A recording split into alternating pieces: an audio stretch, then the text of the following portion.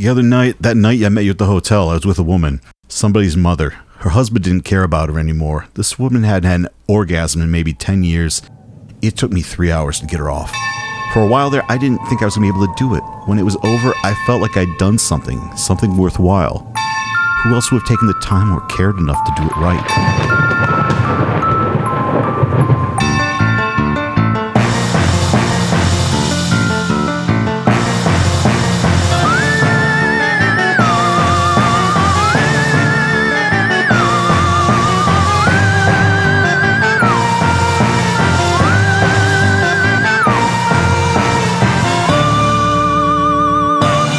Welcome to Morally Offensive, the podcast that speaks the languages of love. I'm Bill. I'm Kevin. And today we are launching our brand spanking new series, American Giallo. On its 250th anniversary, America is exceptional at murder. This is a podcast about the films condemned or considered morally offensive by the Catholic Church. We both grew up Catholic, and now we're not for... I mean, if you've listened to this show, you know the reasons. Yeah. There's a lot of reasons. It's fucking complicated. But we're still fascinated by the religion that raised us. The films we cover are selected from the official film review lists of the Legion of Decency, rest in peace, and the U.S. Conference of Catholic Bishops. I'm a motion graphics designer, editor, and DJ. And I'm a brewery manager, a film podcaster, and a general enthusiast of all things media related. And together, we are on a journey to watch every film condemned or considered morally offensive. Baba Booey. Gravitas. Aha. I has it. Kevin!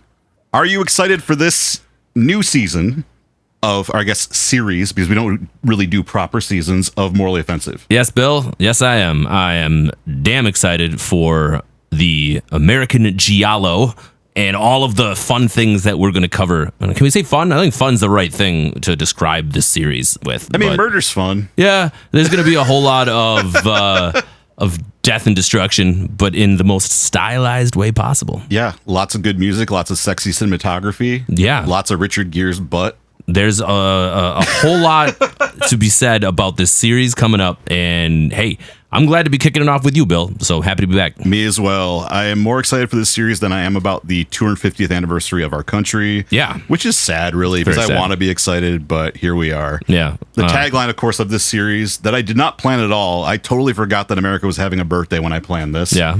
And I suggested it to you guys and pitched it, but America is exceptional at murder. Right.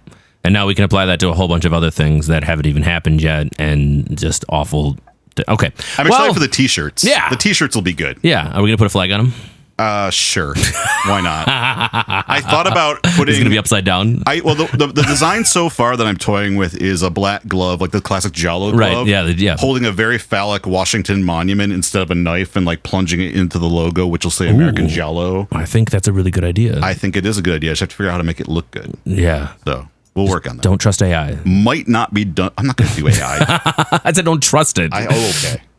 And on that note, our guest today is a longtime listener of the podcast, actually, who kind of put us on the map here locally in our region, our sort of podcast hometown of Milwaukee. Yeah. Wrote a great article on us, and we really hit it off with him. So we were talking, and I pitched him this episode on American Giallo, and we decided to do it. Our guest today is journalist, writer, and Vice historian Michail Takach. Michail is a sixth-generation Wisconsinite who descends from a long line of lumberjacks, copper miners, and ice fishermen. Fascinated by shock, gore, and cult films from an early age, Michail is a communications professional by day and a Vice historian by night. He covers the culture beat as a freelance reporter for On Milwaukee, Milwaukee Magazine, and Our Lives Media. Michail is also the chair of the Wisconsin LGBTQ History Project, which has been reconnecting Wisconsin with its long-hidden history since 1994. The project is not-for-profit, staffed entirely by unpaid volunteers, and actively fighting the good fight against LGBTQ censorship, exclusion, and erasure. Michail, thank you for joining us. Hey, thanks a lot. Thank you. Now, before we dig into it, I have to ask, what is a Vice historian? So we all have a narrative that we were taught in school of what history should and would be if we believed it, right?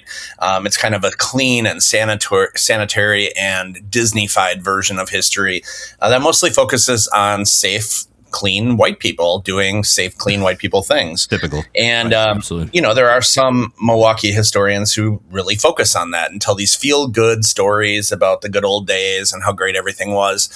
And the fact is, the good old days were not great for everyone. As a Vice historian, I really dig into the seedy underbelly of society, really looking into the things that at the time they happened couldn't be seen. Most so-called good citizens wouldn't even have known about them unless they read about them in the paper. Really looking into things that, we knew were happening. We knew that these things were going on somewhere, but they weren't exactly the kind of stories that your grandparents might tell you, although mine did. And I was always fascinated by them. It was always fun to drive around with my grandfather, and he would share stories about this used to be a cat house and this used to be the strip club. Okay, Grandpa. Cool. And this is where all the porn theaters used to be. And, as a kid, I was just fascinated by all this, that there was all this local color going on that, where would you learn that? Once urban renewal rolls through cities, where do you learn about the things that used to happen in places like Fifth and Wisconsin, or Old World 3rd Street when it was a red light district, or even Walker's Point, at the turn of the century when it was essentially like a homosocial men's neighborhood full of sailor bars with men meeting men. Who knows about this stuff? And there are times that I actually feel that there are things that only I know. And that's why, recording this history, sharing this history, documenting this history is so important. I love Vice journalism and I love Vice history. I think that it's absolutely fascinating to me that you can find these stories in almost every aspect of not just American culture, but every culture. There are these underbelly stories, these seedy things that happen everywhere, and being able to tap into them as if you were a fly on the wall, or to be able to see that story is just absolutely fascinating. I'm a big fan of professional wrestling and the Vice series that comes out every year about all of the crazy stories of the things that you just don't often hear about, but there's still merit to it. And I love that, especially when you talk about our town, right? You talk about Milwaukee. I think that's just brilliant. And I'd love to dive more into those stories when it comes to the movie history of our city too, right? Right. I've always been drawn to film noir and neo-noir. I grew up in a very predominantly white suburb. I'm named after my great-grandfather, who I only a few years ago found out was a numbers runner for the Purple Gang, which was the Jewish mafia out of Detroit. Huh. I mean, they were elsewhere. They were in New York and stuff, but famously, one of my favorite movies that's not so subtly about them is it's a Humphrey Bogart movie called All Through the Night. It's very subtly about the Purple Gang and their involvement with beating up Nazis. Oh. Well, they used to beat up American Nazis for fun. I always enjoy a good film that beats up a good Nazi. I mean, a bad Nazi. Well, and I love having some family history tied to it too. Yeah. It kind of makes me feel warm and cuddly inside. Damn straight. I'm the same way when it comes to old news stories. I love nothing more than stumbling upon some amazing historic newspapers that have been digitized and scannable and readable as if they were in their original format.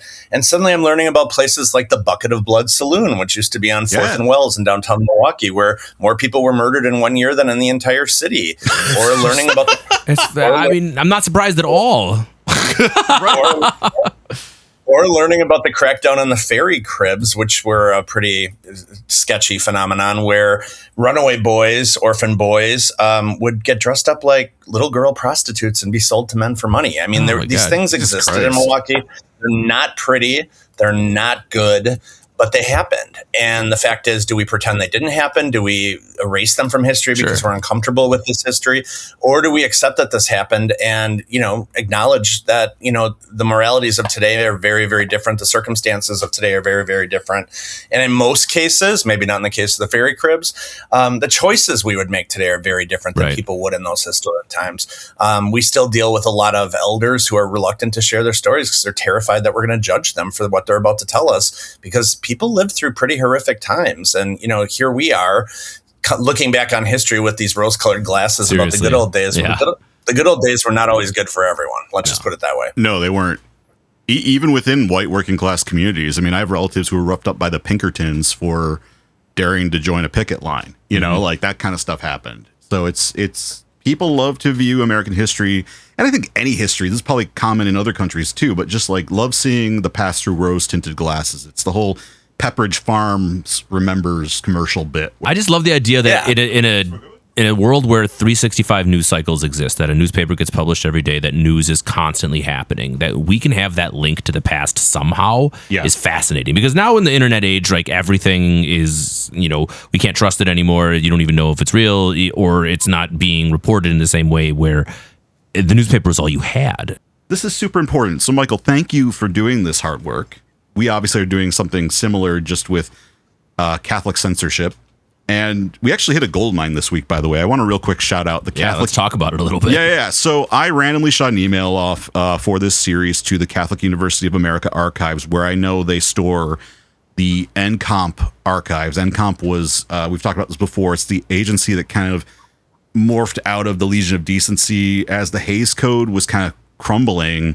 The priest who was in charge started NCOMP as a way to kind of soften the condemnation. Like he was more interested in, it's actually pretty interesting. He was interested in looking at the value that films had for adults that dealt with complicated matters. That's why, as we found out, Midnight Cowboy, they were a little bit softer on it. We thought it was condemned, but it wasn't. It was an X-rated movie, but they actually were softer on it than the secular MPAA. And it had a lot to do with this priest who started NCOMP. So it's a very thoughtful approach, even if we aren't going to agree with all of everything they say. But the Catholic University of America, I connected with them, and they are providing us with pages of memos, private memos, letters, detailing priests talking to each other back and forth about why these films were condemned, how the decisions were made, to the point that some of the statements are absolutely hilarious. And I just want to thank the archivists, the research team, and the grad students over at Catholic University of America for providing us with this info. For this episode, I don't have the materials for American Gigolo in my hands yet. What we might do is I might go back and talk about them with Kevin as a bonus episode if they come in on time. Because I think it's going to be really eye-opening to read those. I know we already have some PDFs on some other films we're doing, and it's been mind-blowing what we have discovered.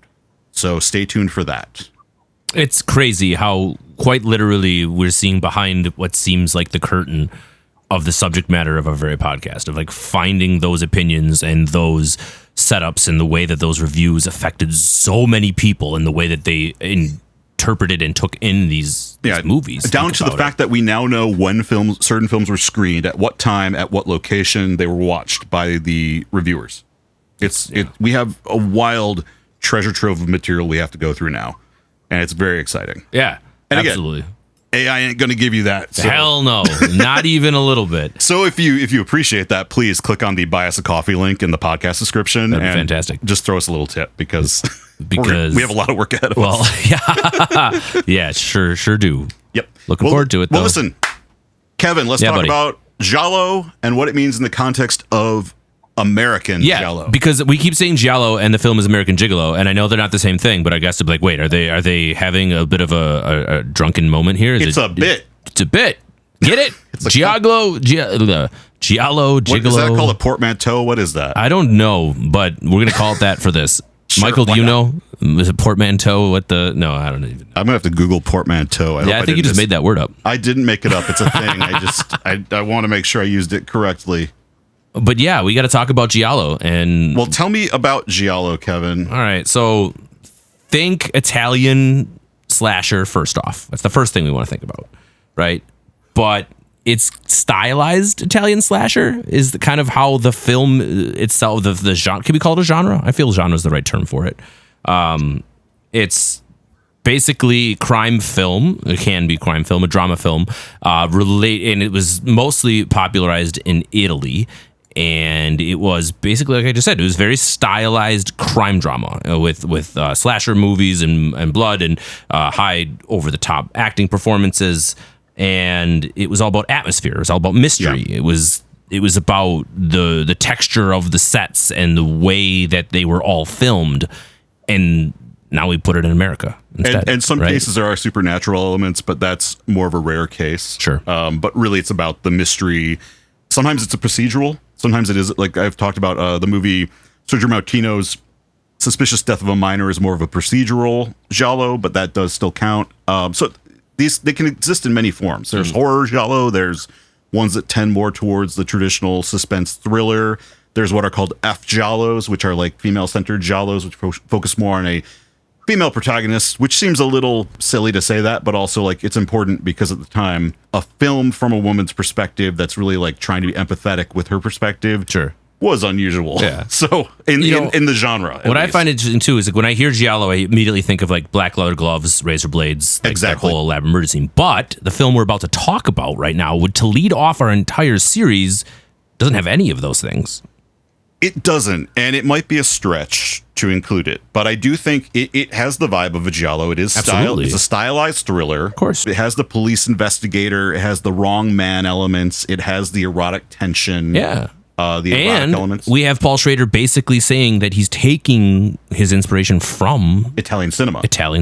Yes. So it's not a stretch. I think it's actually a seamless transition into what we're talking about, and I love it. Steffi and I have been discussing the concept of American Giallo for a very long time, and she helped me kind of create this lineup of films that hopefully for most people will work within that context. I hope we're right. I hope that we're not off the mark here.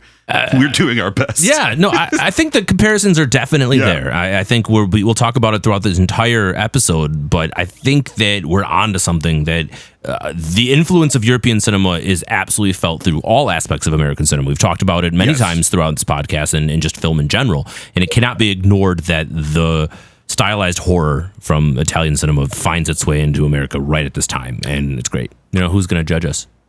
God. The himself. Devil. I don't know. I mean, morally offensive, I suppose. Yeah, people judge us all the time. What are you talking about? Yeah, I want to know Michael's opinion on Giallo. Yeah, Michael, what do you think about this series and our attempt to kind of make these films all make sense together?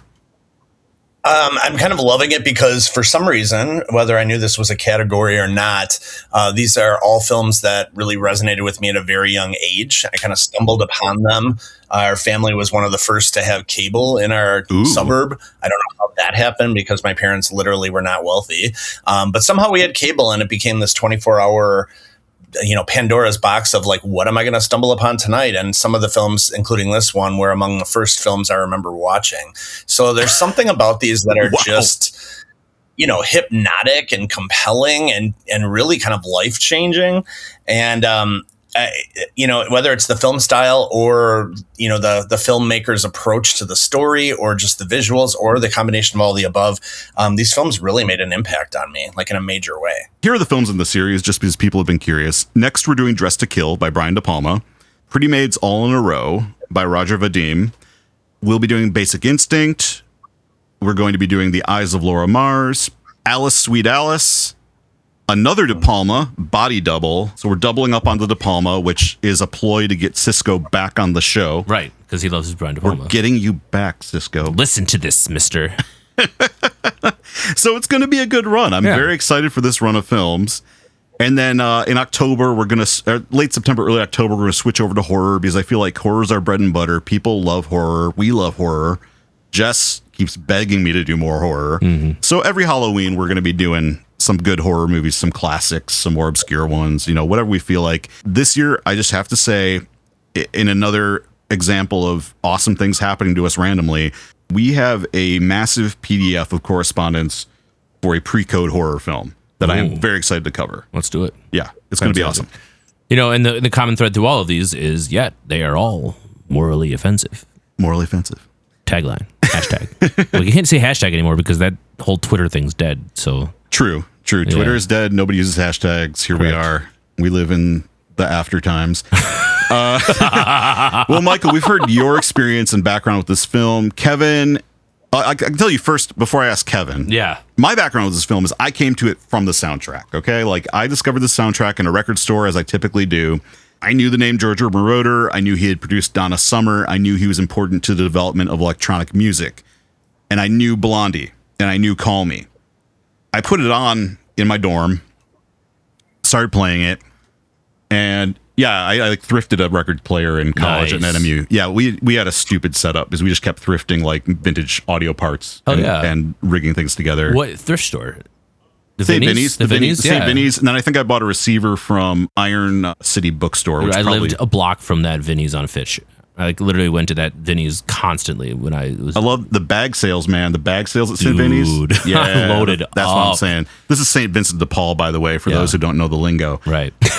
Anyway, but I dropped the needle on the record, and I was like, okay, Call Me Ends. Love and Passion comes in. I'm like, this is an okay song.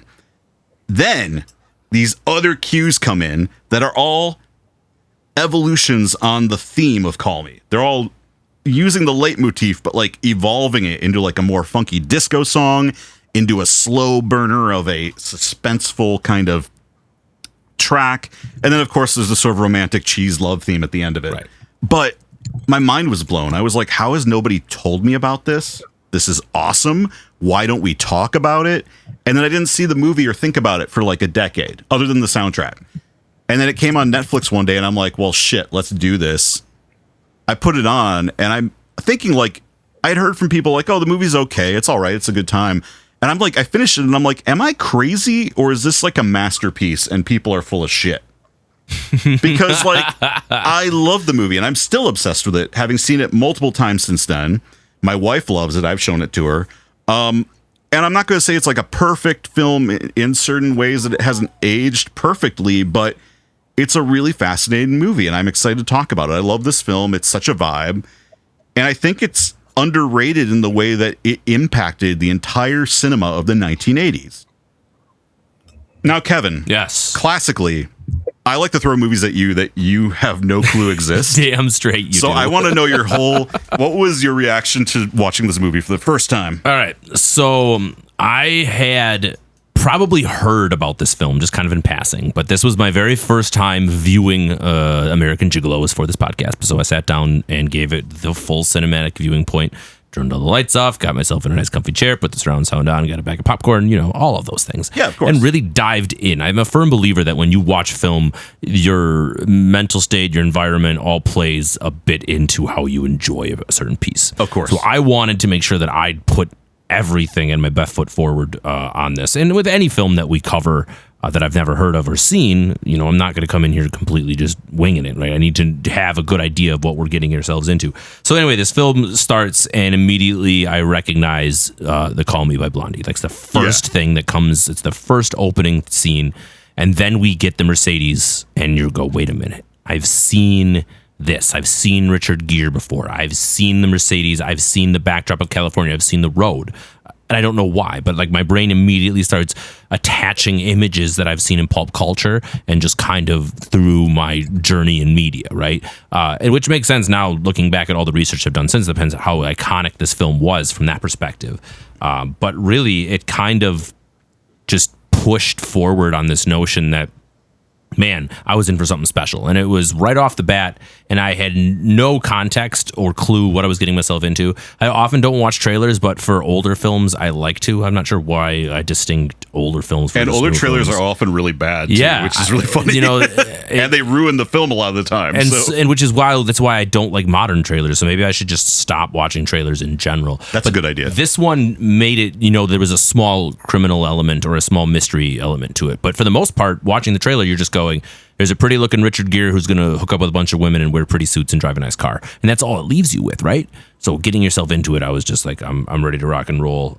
If you don't know Schrader, you anticipate a very different film from the trailer and the marketing material. Which is interesting, right? So I am familiar with Paul Schrader. Right. I've seen First Reformed, I've seen Taxi Driver, now this, and I'm familiar with kind of his idea. But I'll be honest with you, I'll be a bad film nerd. I didn't do my research before this, knowing that Paul Schrader was attached until I saw his name come across on the top of the credits. I mean, that's fun too, though, right? It was. You know what you're getting into. So I see. Is it either before or after Jerry Bruckheimer's name? Either way, those two are right within 5 or 10 seconds of each other on the opener, and you're like, oh, I know both of those guys very famously, and I know where this falls in their career, which is relatively early. So that was pretty cool too. It's probably Bruckheimer's last character-centered small film before he goes on to be like the box office guy. Right. Yeah. So yeah, that's awesome. Yep. I love that you could experience this fresh and you can come in with like an outsider perspective on this since we've seen it so much. So let's talk about what the Catholics had to say about this movie. I know. I laugh every time we get to this subject because, like, literally the whole point of this podcast is what the Catholics say. It's just like every time. Hey, we front load it now. We used to not. They have a lot to say. Before we start, though, we should get some things out of the way. Kevin, do you want to have the honors and explain the rating system? You know what? I think that would be great. So before we start, we should get these things out of the way, like Bill said. And when we talk about the ratings on the show, we're not using the MPAA or age ratings. We're using the Catholic Film Review System. Historically, this comes from the Legion of Decency, which starting in the 1930s rated movies based on moral content. Their system was very simple. A meant morally unobjectionable, B meant morally objectionable in part, and C meant condemned, as in don't go see this film. Go to a confessional, ask forgiveness for even thinking about it. Lord have mercy on your soul. Today, that tradition lives on through the United States Conference of Catholic Bishops, which uses a more detailed scale. A1 for general audiences, A2 for adults and adolescents, A3 for adults only, L for limited adult audiences, and O for morally offensive. And that's where we come in. That's the name of the show. Hey, these ratings aren't about artistic merit or quality. A movie can be brilliant, influential, and beautifully made and still be rated O. First, I have a great quote here from Paul Schrader that is one of my favorites that really sums up kind of his background. Perfect. Scorsese has his crucifix. I have a cross. So Paul Schrader, of course, we'll talk about this in a bit, grew up Calvinist in Michigan. So his entire background is informed by a very, very strict Protestant religious upbringing. And I think that helps you understand his work better. Now, this film received a C. This actually, we'll talk about this again in a second here, but this is one of the last condemned films condemned by NCOMP before NCOMP folded. It's in the very last issue of the review, which is the publication put out by NCOMP. Again, NCOMP kind of an evolution of the Legion of Decency before this all gets handed over to the bishops. Right. This received a C rating at the same time as Bob Fosse's masterpiece, All That Jazz, William Friedkin's Cruising, and a film called Little Darlings, with which I am unfamiliar. Yeah, same. Michael's sticking his tongue out right now about that. First, from the Clarion Herald, February of 1980, I have the note here that I made that this is the most half-assed review we've ever found so far on the show.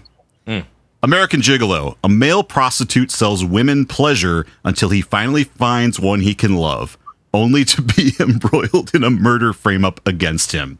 Graphic nudity and story content makes the film condemned. Like, just what the fuck? Really angry that I had to see nudity. I'm going to write a review. I don't like men giving women pleasure. I just think it's a weird way to view this movie. I think it's a really reductive. It's like, did you even watch the movie? Did you sleep through it? Yeah, that's why you lead off with a male prostitute, like the lowest of the low. I can't believe we're even having a discussion about this. Yeah. There's no way they actually watch this movie because, I mean, honestly, this is one of the most sexless movies about prostitution I've ever seen. That was my first thought exactly when I finished it. I was like, wait a minute. We were talking about that before the episode, about how a big secular criticism of this movie is that it doesn't show, it tells or implies but never shows a lot of the action. And it's like, well, we want to see him having sex with older women. We want to see, like, what was his story leading up to this. We don't know a lot about his internal character. And the whole point is he's all surface. And so it's such an odd take to focus on the pleasure aspect when really Julian is an empty person. Yeah, so absolutely. Yeah. And we'll get into that in a bit. But, and again, these reviews all kind of, there's not a lot of like alternative takes on this. They're all kind of uniform. And we must say, a lot of the secular press at the time also was not kind to this movie. You know, it's a similar pattern in the secular press. So the Catholics weren't that far off from everybody else. From CNS, the Catholic News Service, again, sort of the mainstream Catholic news reporting, February of 1980. American Gigolo. Richard Gere plays a man who lives off women in this silly, portentous, and offensive film. The hero turns out to be a stud with a heart of gold, but by the time this revelation comes, the audience should be past caring. There is much nudity and graphic sexuality, and the moral stance is quite muddled. See, condemned. Okay. What I do find funny about this review is it does tie into my conspiracy theory about this movie actually being a prequel to Pretty Woman that I'll get into later. But the whole The movie about a hooker with a heart of gold. Right. And so Richard Gere's just changed from being a hooker to managing a hooker. Yeah, exactly. Okay. I mean, you're not too far off. Here. And Hector Elizondo's in it. I'll get into it. You know what? It seems like a good time. And I was wondering if you're going to make that connection, because it is kind of an odd bookend, isn't it? I mean, like literally, yes. 10 years later. All right, let's talk about it. Yeah. We're in it. Let's fucking talk about it. Yes. So, all right, these are perfect bookends to the Reagan 80s. 1980 is American Gigolo. Pretty Woman, 1990. Both films star Richard Gere and feature Hector Elizondo in a similar sort of relationship. He's a manager of a hotel in Pretty Woman. He's not a cop. But their dynamic is so wildly similar between these movies. Yeah, I've seen Pretty Woman. I absolutely agree with you. I have a theory that Julian moves away from LA, figures out how to make it in legitimate business, changes his name, and moves back to Rodeo Drive for Pretty Woman. And he and Elizondo know each other from the past. Elizondo's tired of the grind. He's just like, I just want the life of a simple hotel manager. And so these guys low-key know each other, but they're not letting on because Elizondo, they like each other. They're friends, and they can be friends if they just acknowledge that Julian has gone, he's under protection, essentially. He's changed his name, changed his identity, but I think there's an understanding there. The one thing I wanted to add to what you're saying, that this is really an intriguing parallel, because from the minute that first synthwave hits from the Mercedes-Benz Malibu Beach, when you see Richard Gere for the first time, I mean, it is like the 80s have officially begun in that moment, in that opening sequence. 100%. And I mean, the irony of that statement is that most of this film was filmed in 1979, so it wasn't even the 80s yet, and it was already a case study in materialism. I mean, it really ushered in the whole material girl culture, in terms of like, how much can you get, how much can you gain, how much can you do for yourself, and kind of like that, me generation mindset of I'm out for me and no one can possess me. If you were tapped into the culture the way that Schrader was, I think he could see it coming. If we think about the sort of neoconservatism of our current moment, for example, many of us saw this coming from 2015, 2016, right? The moment Trump goes down the escalator. And I remember thinking, there are a lot of people who shift with the tide and where the money is going. And if the money goes toward conservatism, a lot of young men are going to shift to being more conservative because it benefits them. He starts to see like the disco era starting to crumble a little bit. Definitely the hippie stuff is done. Sure. And disco goes from being an underground sort of alternative subculture that's based around more of a welcoming, like open-minded mix of Black, brown, Latino artists and gay and queer artists, to being co-opted by the straight white culture, which kind of really blows up with like Saturday Night Fever and the Bee Gees. I love the Bee Gees. No hate for the Bee Gees. Okay, I want to lay that on the table there. Absolutely. But disco becomes co-opted by the pop culture. Sure. And that is, I think, where the materialism starts to come in, and that leads to the Reagan era. Not that music is necessarily always indicative of these things, but I do think there's a parallel. And the cycle always happens. Right, yeah. Happened with techno too. Brown techno artists and black artists, and all of a sudden you get co-opted by big band. And I totally dig this socio-cultural perspective that you're giving, because here's another one.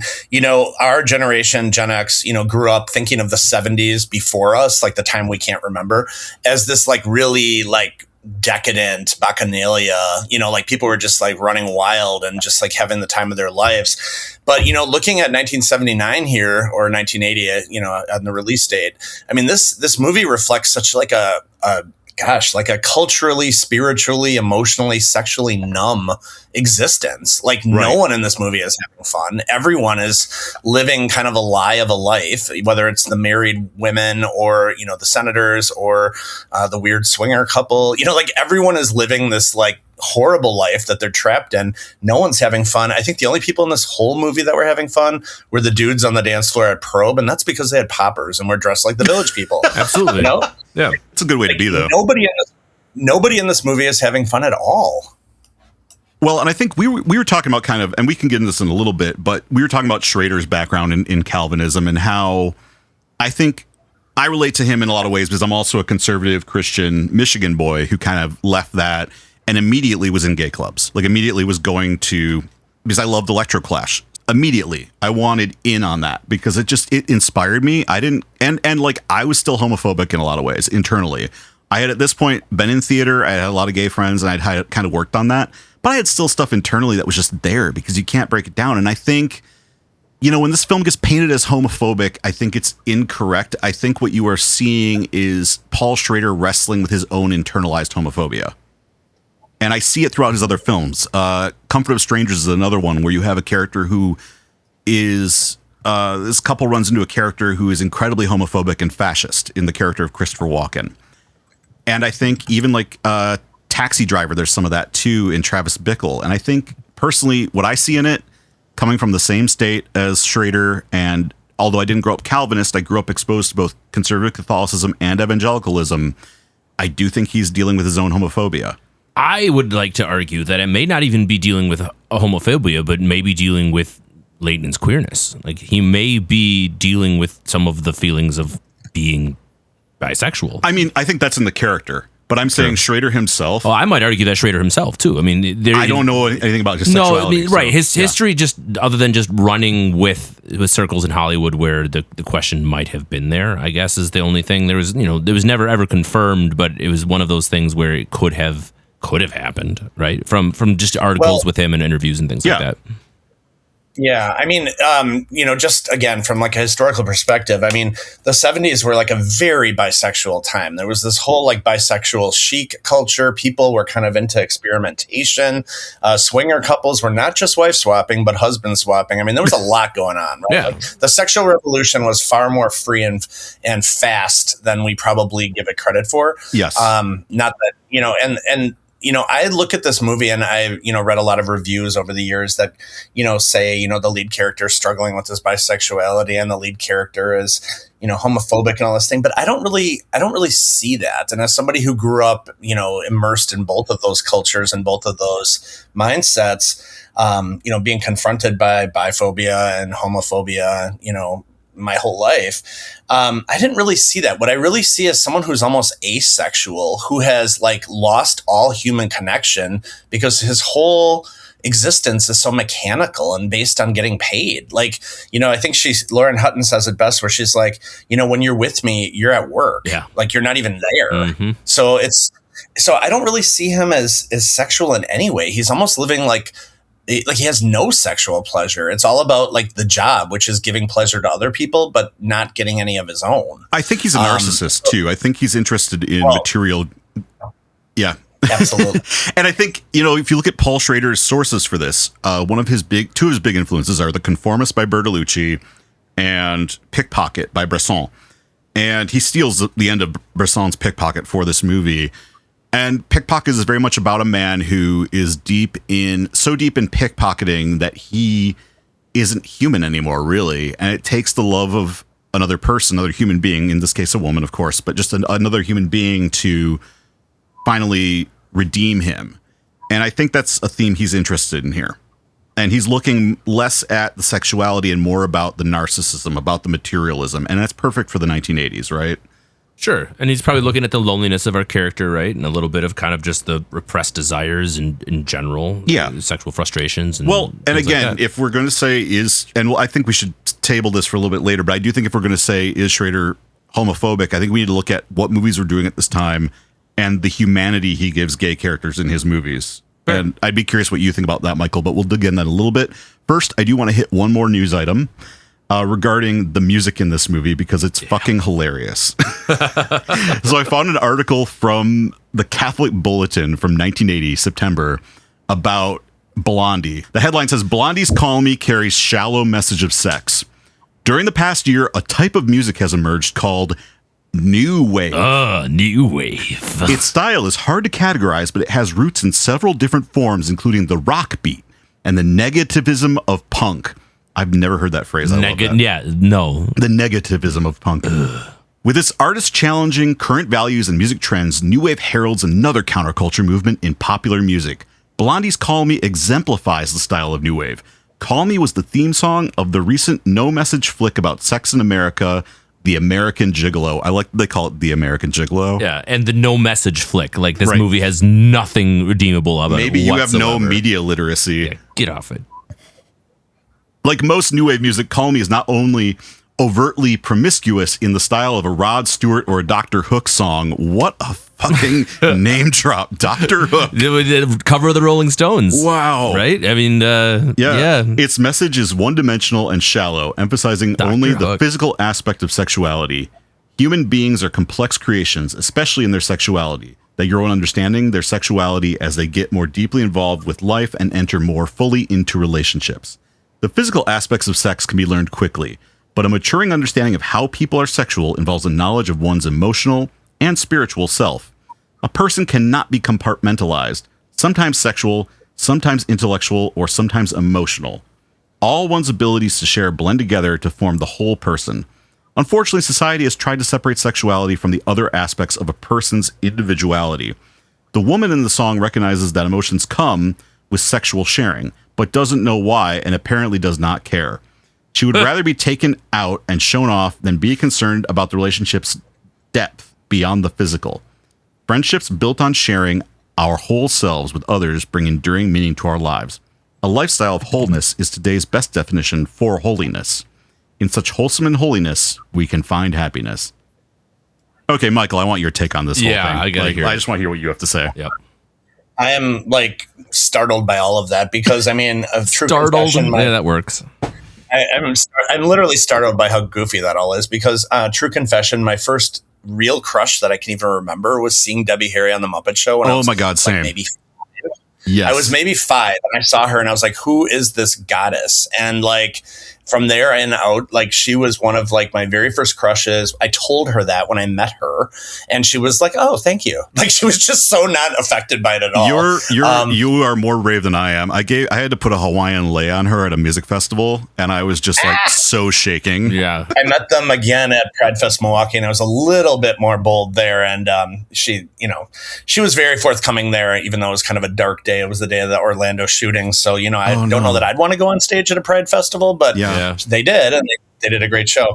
But I first of all, I want to know, like, why does every movie have to have a message? And like, what message did you really want from a movie called American Gigolo? Right? Like you're not going to that movie for a takeaway. I mean, you're going to that movie to get entertained one way or the other. I would be curious to hear what your takeaway messages were at the end of this podcast. But I think they're onto something. The review does tap into this whole spirit of materialism and selfishness and, just kind of like me that punctuated the 80s and the late 70s. And, the film is a showcase for that. It's a product of its times, but I don't think that review is exactly fair because, again, I mean, this is a movie about a male sex worker. This is not a movie this isn't intended to be a documentary, an educational or instructional film by any means. Yeah. And it's not intended to be like, real life. So I don't, the judgment is heavy and the purpose of this is kind of lost. I mean, the first sin of filmmaking, the first great sin of filmmaking is not to be entertaining. Yeah, absolutely. Right? Like that's the whole purpose of film from day one was both documenting, but also entertaining people. Right. People want to be entertained. Exactly. So that's your first goal. Yeah. A message. I struggle with this because I just feel like if you can't see what the film is trying to say, you need to go back to college. Or if you're so blinded by the thing that offends you, you don't even want to hear what the film is trying to say. This is a very conservative mindset, and it's what I deconstructed myself in college, so I'm very familiar with it, is this idea that everything has to be didactic, right? Every piece of media has to tell us how to feel, has to have a message, right? And even with art, if you look at conservative criticism of somebody like abstract art, for example, conservatives hate abstract art for the most part. There are exceptions, but the culture overall is very, even within Catholicism, there's all this talk about how there's no beauty in abstract expressionism. I find Rothko's beautiful in context. When you actually see a Mark Rothko painting, it's, what I'm talking about, the color blocks. Mm-hmm. And the whole point is you have to get close to the damn thing. You're supposed to you can't look at it in a book. Of course, you're not going to understand it. You have to see the real thing. And I think this is coming from the same place of like, I have to be spoon-fed my morality versus I have to wrestle with it. And I bring this up again and again, but two authors I love who are either Catholic or tertiary to Catholic are Flannery O'Connor, let's table the discussion about her racism. We can talk about that another time. And then, and Graham Greene, whose racism we can also talk about another time. But the core point of their writing has a lot to do with wrestling with these very complicated understandings of Catholic themes. Right. And I think I've always related more to, I started with Spielberg, who is and Spielberg can be very interesting and nuanced, of course. But like early Spielberg and stuff like Frank Capra growing up, which Capra was always on the nose, like very obvious, right? As I got older, I got into Schrader, Taxi Driver, right? Raging Bull. And I started to realize, I like these stories of sleaze because much like a book I loved in high school, which is fucking weird to say, is Crime and Punishment by Dostoevsky, which I evidently, according to the internet, I'm now a problematic male for name dropping Dostoevsky. But I love Crime and Punishment because it starts with a murder. It starts with like 100 pages of a detailed, bloody description of a murder. And the rest of the book is like him dealing with the guilt, with the shame, and then coming around to redemption. And I think like if you're interested in redemption, how the fuck are you going to get there if you don't have the character fall first? The character has to go through the grime, go through the sleaze, go through the shit to get there. And that is what this movie does so perfectly and is what I love about it. They don't want to see it, though. No, they don't. No. And that's the thing. And this is why I hate pearl clutching. And I also don't think a lot of Catholics pearl clutch like this. And that's one thing I like about this podcast. I like painting the nuanced picture of like, there's a breadth of opinion here. And these folks don't represent every single Catholic. Yeah. The last thing I'll say about this review is they talk about the transactional aspect of it, the transactional desire. And I think because they're talking about the song and the film, and it does a good job. If Blondie writes this after watching the film, which the story goes that they saw a screening of it and then created this song basically afterwards for the character of Julian, then this idea of Call Me, the quite literal lyrics, does invoke this idea of a sexual transaction just based on a phone call, which if you're a Catholic and if you're a Catholic reviewer, obviously that idea is totally offensive to you. Right? I also think this person totally missed the point that I think they might not have even known that this was in a movie. That's fair. And that it was about a character. And again, songs can talk about characters and not be condoning their actions. True, exactly. It's just a descriptor. I mean, The Long Black Veil is a classic country song about a man who basically goes to the gallows because he wants to save the sort of morality and the virtue of a woman he was sleeping with. It's an incredibly grimy, sleazy idea for a song, but it also deals with these ideas of like protecting virtue, right? But you're dealing with characters. It's characters. It's a story. You have to deal with the context that way. So anyway, I just like that we don't often get a critique of a song and a movie in the same thing. Right? That is true. So it's kind of unique. This is a unique episode because we are talking about music a lot. I do want to touch really quickly on the fact that this was from the last issue of the publication review. You get cruising in this issue. You get the condemnation of American Gigolo and all that jazz, and then the review folds. And the future of Catholic pearl clutching is uncertain at this point in 1980. The mystery we have to solve yet is at what point is the rating system revived? Because I don't think it stops, and I don't know if it was handed over to the USCCB just yet. I'm currently trying to find information to understand better what happened after 1980. But I did want to just briefly touch on that. Sure. We have articles on it. I don't want to read them because we have to get into this movie. So let's talk about Paul Schrader real quick. Paul Schrader, Michigan boy. Right. Raised in a strict Calvinist home, his father's a minister. This inspires his work from hardcore all the way to First Reformed. It's an obsession that he's interested in. It also explains his interest in the seedy underbelly of things that are verboten during his childhood. And I can totally relate to that. Hi, we started this podcast. Right. How about it? He was a screenwriter, director, and a critic. He actually started in film criticism and wrote a lot about he actually wrote an entire book on transcendental filmmaking, focusing on directors such as Bresson and Ozu, which on the one hand you wouldn't expect from him, because if you know Ozu or Bresson, you know they're very meditative. Bresson, examination of guilt, examination of themes of faith, or just very thoughtful sort of meditative pieces. Ozu, same kind of thing, family stories about small rooms of people, right? and very, again, meditative, calm. I have to be in the right mood or high to watch an Ozu movie because it requires a lot of concentration, but they are rewarding if you're in the right headspace to watch something like Tokyo Story. Sure. And so you're saying that Paul Schrader has a lot of influence from some of these early art cinemas from the European side of the world, hey? Yeah, and Japanese as well, which makes sense when you look at a film like Mishima, which it's considered by a lot of people to probably be his masterpiece as a director. He is interested in Japanese cinema, Japanese culture and writing. He's interested in transcendental meditation and transcendental themes. He's also interested in existentialism, which plays out in this movie quite clearly. So, he wrote the screenplay for Obsession, for Raging Bull, for Taxi Driver. These are heavy hitters. And he goes on to be a director, directing American Gigolo, obviously, Cat People, Mishima, Hardcore with George C. Scott, which is a great fucking movie. And actually partially inspired by his dad. It's about a minister who goes to try to save his daughter from the porn industry. And I won't ruin the end for you because, it's a fantastic performance from George C. Scott. One of my favorite Schrader movies is Blue Collar, which if you are interested in Michigan history, the automotive industry, if you love Richard Pryor in Detroit, you have to see that movie. Definitely. It's also one of the best movies about class conflict and class politics. No shit. And of course, he goes on to do Light Sleeper, Affliction, famously part of the controversy surrounding Last Temptation of Christ by Martin Scorsese. He writes the screenplay for that. And today he's more active than ever.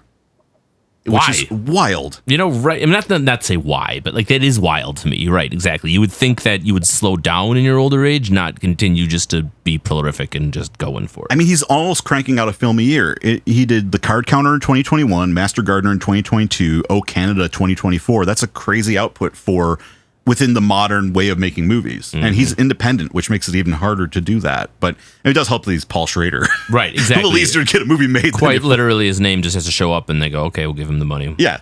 But, recurring themes, the Man in the Room movie is something he's very famous for. The isolated man in a room. This is what, people are stealing from when they make something like Joker, which I think that movie is just kind of stealing from Schrader and Scorsese. Don't at me. But I think you're onto something. I enjoyed it for what it is, but it does feel like very much. Is it an homage or is it straight up just lifting from their work? Yeah, I don't know. When I think about Man in the Room, right, you think immediately of Taxi Driver and Raging Bull, and they're just staring at the mirrors, and people imitate this style today. Definitely. He deals with themes of transgression and guilt. Again, First Reformed, great example of this. Discipline as survival, routine, ritual, and control used to suppress what's going on inside. First Reformed. No kidding. First Reformed. Man, that film, Ethan Hawke in that role, I'll never get over it. I'd watched it completely blind. I had no idea what I was getting myself into, and I walked away just being like, that film was awesome. First Reformed ends with redemption through love. Yep. This is a theme as well. So Schrader, interesting guy, underrated, but I think he's being reevaluated in the last few years in terms of, I think, not underrated per se, but I feel like for a long time, people praised his screenwriting work and were kind of so-so on his directing work. And I think that sounds right. Starting with First Reformed, I think there was a real reevaluation going on, and now he's much more kind of on a larger level. I think there's a lot more talk about him as a director. It also helped that he is active online, for better or for worse. Yeah. If you follow him on Facebook, it's a minefield. But Michael, where are you at with all of this Paul Schrader stuff, from his old stuff to his new stuff? Kind of just where's your background there? Not as familiar as you are, so I probably can't speak to it. Fair enough. Are there any of his other films that you really enjoy, or films he's written or directed? I mean, Taxi Driver, certainly, right? Yep. I mean, that is like an epic. Cat People, because of the weirdness of it all. And right down to The Canyons, which I guess I didn't realize he was involved with. Oh, nice pull. Yep. Which was a more modern day film and truly a strange one that featured, an adult film star and, a teen star in the same film. And that was kind of his return to low budget filmmaking. I believe that was all crowdfunded. I will say I completely agree with you on Hardcore, because that is another movie that I saw at a very young age and was really fascinated by. I mean, the scene where he's like, oh my God, that's my daughter. I mean, it's just like epic filmmaking. Oh, it is. And I mean, I've always unapologetically loved George C. Scott. I actually famously in my high school newspaper got a lot of shit because I wrote his obituary, but I hadn't seen enough George C. Scott. So people were like, well, what about A Christmas Carol? And I was like, I don't know. I haven't seen that. Dr. Strangelove, Patton, they might be giants. I've seen those movies, Yeah. Yeah, I mean, he plays Scrooge. Everyone's played Scrooge. Yeah, I also am not that excited by people playing Scrooge, if I'm being completely honest. I don't care that much. Everybody's done it. Yeah. But, Dr. Strangelove, that's a performance. The Hustler. Yeah. Oh, that's a performance.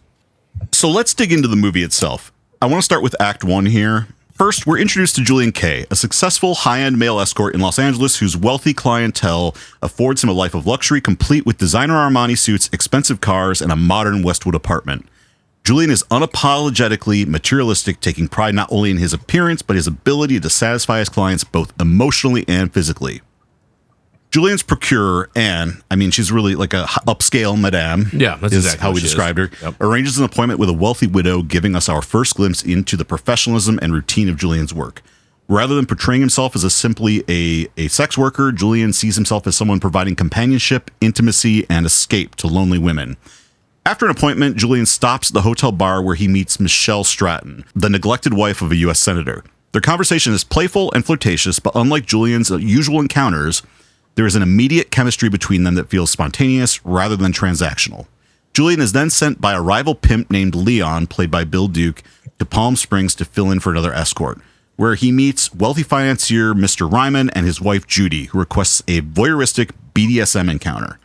Afterwards, Julian angrily confronts Leon for sending him on what he considers a rough trick, making it clear that despite his profession, he has personal boundaries and refuses certain types of assignments. Leon brushes off Julian's complaints and delivers one of the film's central warnings. The wealthy women Julian depends on will eventually discard him the moment he is no longer useful. It's an early reminder that Julian's glamorous lifestyle is built on fragile, transactional relationships.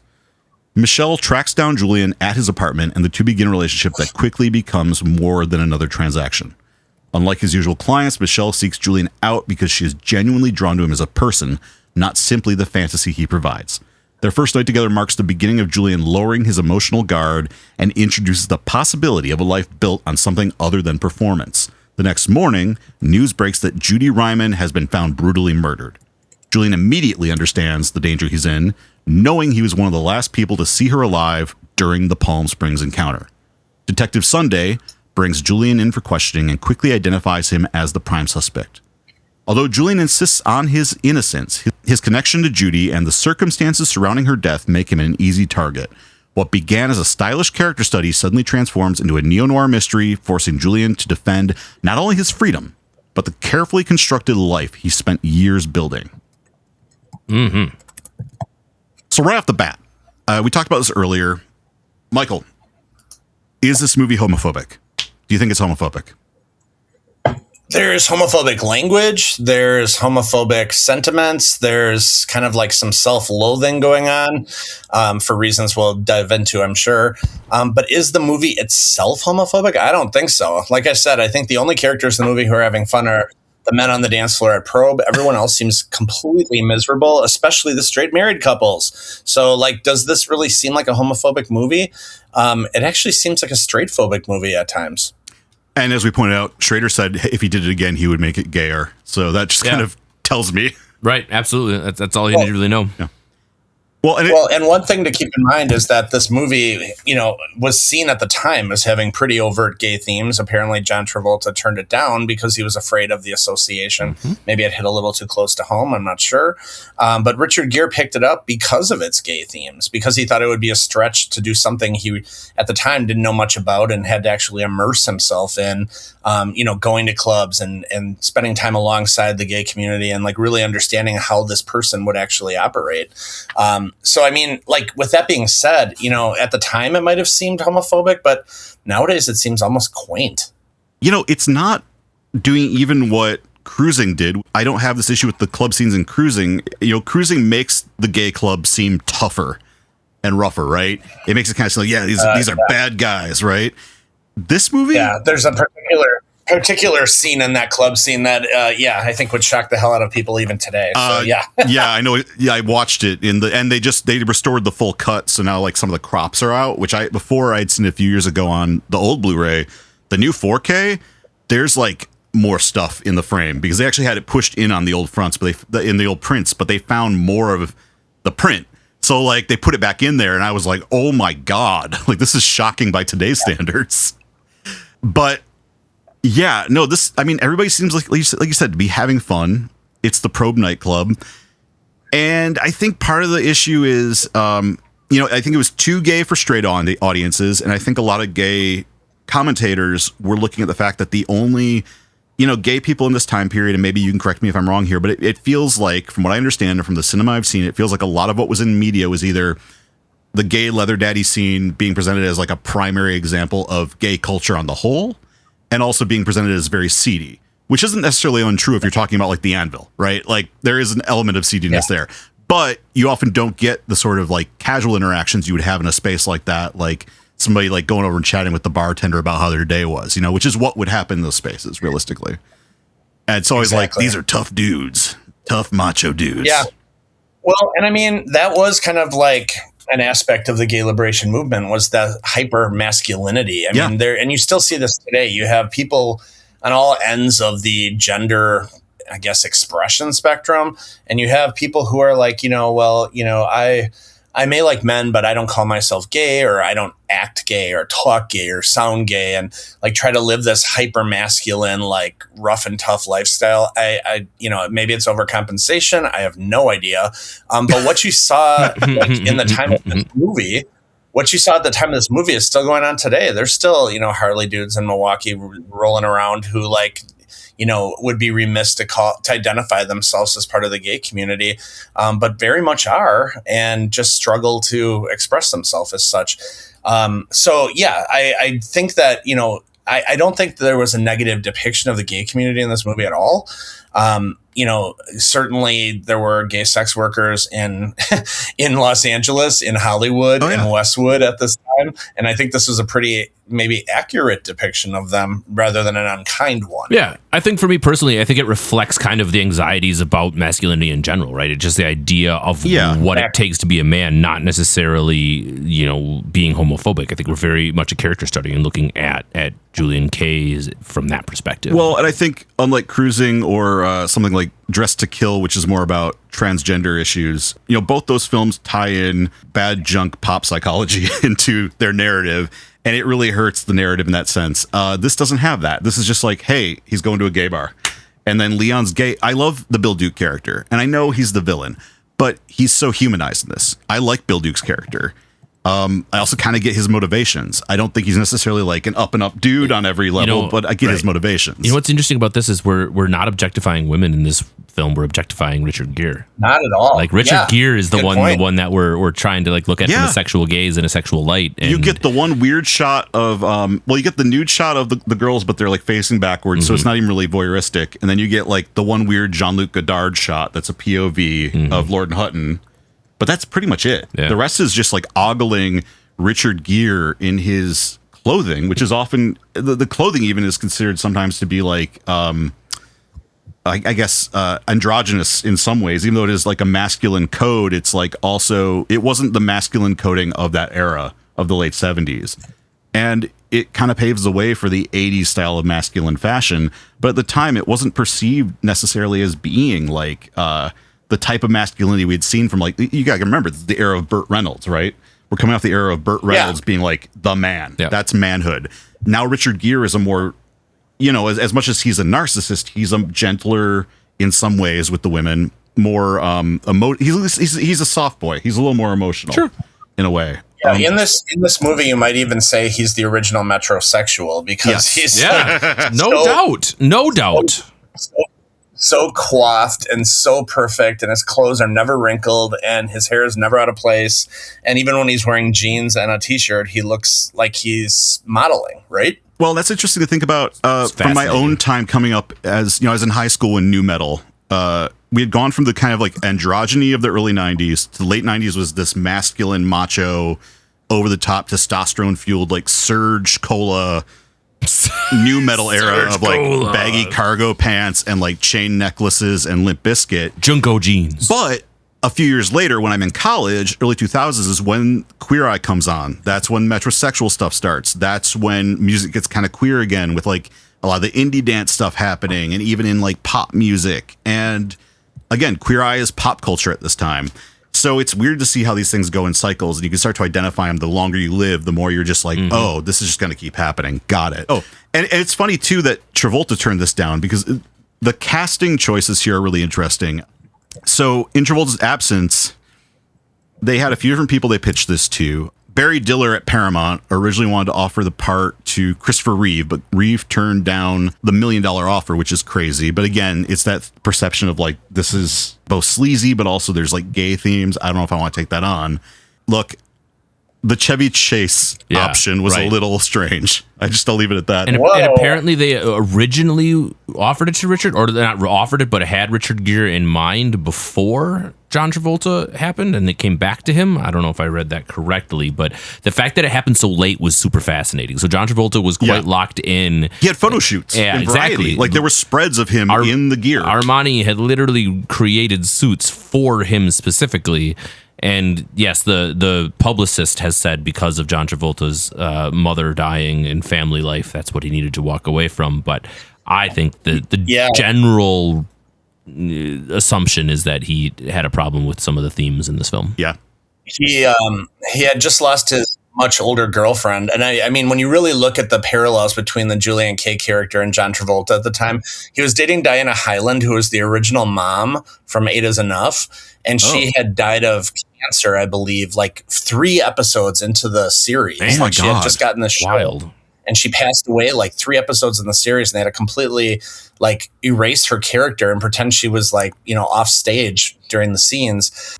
But she had died, his mom had died, and he had turned it down for those reasons. At least that's what Barry Diller said in his bio. And the rest of the world kind of read into that. So who knows what the truth is. But I will tell you this, after Superman, this would be quite a departure for Christopher Reeve. Yes. That's the thing. I think he was looking at his public perception, who he was in the public eye.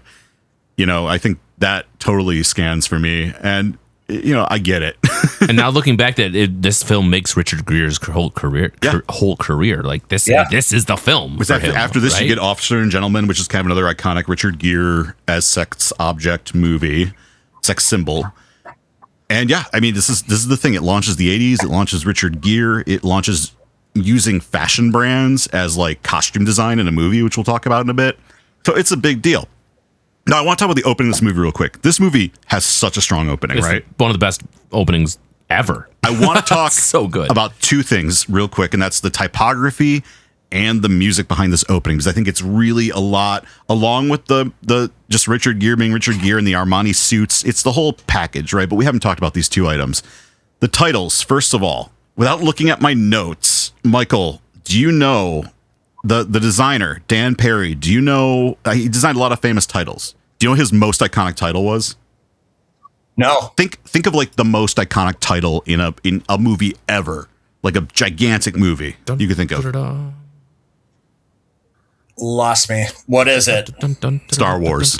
He did the Star Wars title. Oh my God! He is a legendary optical effects like title guy. So he did Star Wars. He did the titles for The Exorcist. He did Robert Altman's Nashville, including like the fake K-Tel stuff for the commercial. Taxi Driver, All the President's Men, the incredible graphics for Marathon Man, Close Encounters, Days of Heaven, more Schrader with Blue Collar, an iconic piece of typography, the Warriors poster typography in the intro, which is in this movie. Film. It's in this movie. Right? Wasn't that such a nice little Easter egg? Yes. I love that.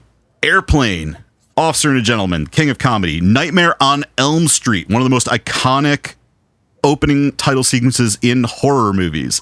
Scorsese's After Hours, Raising Arizona, Midnight Run. You keep going. All the way through The Aviator by Scorsese, and the remake of Suspiria is one of his most famous recent significant works, which, I mean, whatever your opinions are on the new Suspiria, the graphics for that movie, the titles and like the posters and all the sort of marketing materials are beautiful. So shout out to Dan Perri. I hope we can do you some justice there, because people don't talk about title designers Question enough. for you, Bill. Yeah. The juxtaposition of the calligraphy and the way that they had the scrolling of the credits Yes. put in with the car and the natural background and the sound. Like, did that work for you? The stylized credits? Sometimes I wonder if giving that much attention to credits takes away from a film for me. Are you talking about the way that, so we're talking about the cursive, names for Jerry Bruckheimer, and it kind of like reveals on. I like it, especially because at the time, this was groundbreaking shit. Sure. I can do that in After Effects all day now. But at the time, it was very hard to do that because you had to use complicated optical processes. Sure. So it's a feat of design and like engineering with film. I mean, this is groundbreaking. It was very noticeable for me watching it right away as someone who had never been familiar with the film, like noticing right away, like, okay, they are really putting a lot of effort into stylizing the folks that are in this film. Think about any film before this film that feels like the 80s with the titles. This title sequence feels like 1980. Yeah. I can't think of anything before that felt like that. You see Jerry Bruckheimer's name come on in cursive over that scene, and you're just like, we are in 1980, baby. Yep. There is no hint of the 70s here. Yeah, I liked it. There's no sort of carryover, and we see carryover sometimes in movies where it feels like both. This movie is firmly in the 80s. I also want to talk about the music. We've obviously touched on that already with the review we read, but there's some really great background information on the music for this movie and this intro. Call Me was written for this movie, which is wild behavior. Seriously. Yeah. And I mean, Kevin, tell me a little bit about your experience with this soundtrack. Oh, man. So, again, going into this film completely blind, and all of a sudden Call Me comes on, and you immediately recognize Blondie for what Blondie is, and the song is iconic. Is one of those that you don't need much more. I would run through a brick wall to that song. I feel like it's just got a vibe to it. Anyway, you hear it immediately and you're like, oh, that's interesting. But for me, my ears perked up when it came back for the first callback, when they first took the theme and changed the theme, slowed down the theme, made it melodic, kind of altered the key. All of a sudden, it started playing with the original theme. My brain was like, wait a minute. We're not just using a soundtrack that uses a popular theme. We're actually taking a song and creating it and scoring it and using it across the entire night. You could tell from this first time they used it after the opener that it was going to be a theme throughout the entire film, and I was absolutely rewarded with that thought. So Night Drive is the name of that particular cue, and I use that in DJ sets still because I love fucking with people while I'm DJing. And like I love the people that don't know this movie or the soundtrack, and they hear that and they're like, wait a minute. And you just watch them in the bar kind of like look around like, what's happening? Yeah. No, I was really fascinated for taking such a huge popular piece of music history and then throwing it into my budding interest in film and in film history. It was just a really cool moment of putting those two things together. And it's a great testament to collaboration because Moroder came to them with a rough track called Man Machine. He even had like Man Machine lyrics, and Debbie Harry was like, I think this could be more subtle, Giorgio. And the fact that they first offered it to Stevie Nicks and they wanted Stevie Nicks to do it, but she had just signed a new contract with a new record label and didn't want to have a conflict of interest was fascinating too. I think about from the powerhouse of Stevie Nicks' contributions, but still. Yeah, but he felt like Blondie was really on the pulse of the moment. Schrader did, and I think that's smart of them to go with. As much as I adore Stevie Nicks, Blondie was the right choice for this. So I wonder if the popularity of American Gigolo makes the popularity of Call Me, or if Call Me would have been successful on its own right. And I know you have an anecdote about that. There's a lot about this. A lot of the musicians in Blondie were not happy with this track. They were talking about doing an album with Moroder after this, but the relationship was so bad, I guess, that it never happened. Part of it is Giorgio recorded them he tracked with them in NYC in New York, and they thought they were fine.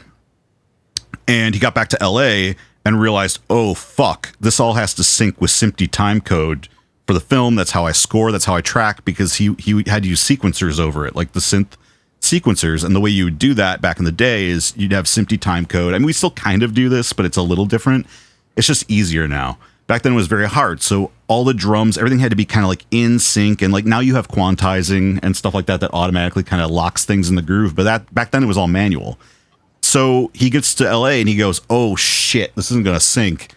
I got to bring in my guys. So he calls up Harold Faltermeyer, who famously we know from the XLF theme. Yes. Always wearing a keytar and playing a keytar, but great keyboard synthesist. I love him.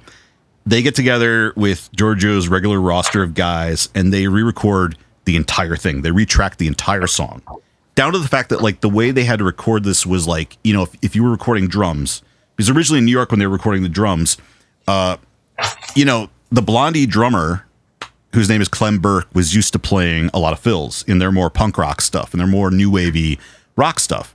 What Giorgio said about him was he was a great... Should I do the Giorgio voice? You should. You Okay. should, definitely. Let's see. My name is Giorgio. Okay. He was a great drummer, but too vital. We would start the song, but every 2-3 seconds he would do a fill. The whole song was one big drum fill. I said, we have to slow down. Let's make a deal. You have to fill every 8 bars. He was miserable, but he finally did it. Let's make a deal. That's the worst Giorgio Moroder anyone's ever done. You know, at least you tried. No, but I mean, this is Giorgio understood where dance music was going to go, and part of it was a practical consideration because it was too busy in the track, but also part of it was he just knew disco had to have that 4 on the floor beat, and the fills had to be minimal or you lose the dancers. Yeah. So he gets Clem to like do it like that. Of course, then he scraps it when he gets to LA. But in New York, they test out this initial version. He and Schrader go to multiple nightclubs, annoying the DJ to play this song. And bless the DJ who had to deal with these fucks, because Seriously. that is like the worst thing ever. Like, somebody, can you imagine? Like today, it's like somebody brings you a USB stick, but back then it was they would come in with a tape. Yeah. They come with a big reel-to-reel tape, and they're like, "Can you throw this on right now?" And the DJ's like, I've just snorted a bunch of cocaine, and I've got this whole thing lined up. You're going to throw off my vibe here, man. Don't do it. Don't throw my vibe. You harsh my vibe. Now, I have no information that the DJ was doing cocaine, but I'm just guessing at this point. I'm telling a story. It's a everybody story. did cocaine I'm telling a story. in 1980. Yes, it's true. Except Giorgio Moroder, evidently. So to test the track, they took it out. They finally found a club called Xenon who would allow them to play it. The DJ ended up playing it 3 times. And finally, at 3 a.m, he and Schrader were like, okay, we have a hit. We're good. We did something good here. Yeah. But he pissed off Blondie because they got back to LA and replaced everything except Debbie Harry's vocals. The band did not know about this too. There was no disclosure about it.